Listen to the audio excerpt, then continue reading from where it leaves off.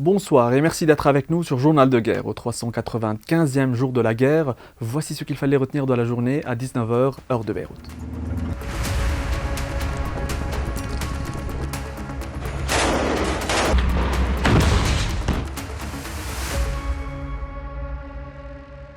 Le Liban Sud fait toujours l'objet de frappes israéliennes meurtrières lundi. 3 personnes ont été tuées dans la localité de Arab Salim dans le Kaza de Nabatiyeh à l'aube.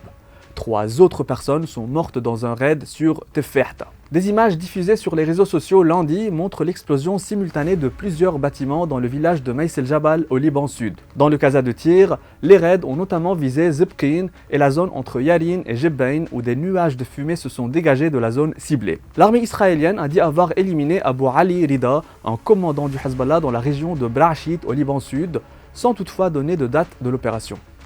Alors qu'un calme précaire a été observé lundi dans la vallée de la Beka, un rapport de l'Agence libanaise nationale de l'information ANI indique que plus de 70% des habitants ont été contraints de fuir ces derniers jours. De son côté, le Hezbollah a revendiqué lundi avoir visé la ville de Safed au nord d'Israël, ainsi qu'une localité au nord de Haïfa avec des salves de roquettes.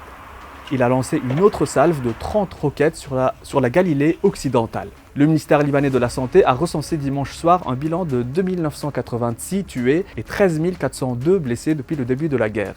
Ce bilan devrait être actualisé par le ministère lundi en soirée. De son côté, le ministère de la Santé de Gaza a annoncé lundi que 43 374 personnes ont été tuées et 102 261 blessées depuis le début de la guerre. Par ailleurs, près d'une vingtaine de voitures ont été incendiées par des colons israéliens tôt lundi à El Biré, près de Ramallah en Cisjordanie, selon la défense civile palestinienne.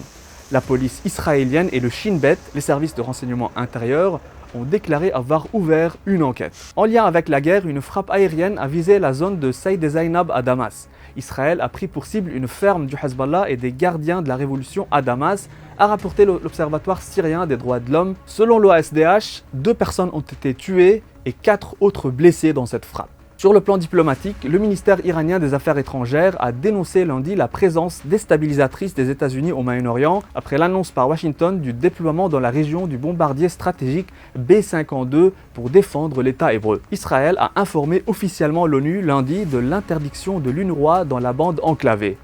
Par ailleurs, l'actuelle vice-présidente américaine Kamala Harris a déclaré, je cite, « Qu'en étant présidente, je ferai tout ce qui est en mon pouvoir pour mettre fin à la guerre à Gaza ». La candidate démocrate s'est exprimée à la veille de l'élection présidentielle américaine lors d'un rassemblement sur le campus de l'université de Michigan où vit une importante communauté arabo-américaine. C'était tout pour aujourd'hui, merci de nous avoir suivis sur ICI Beyrouth. On se retrouve demain pour un autre tour d'horizon de la situation.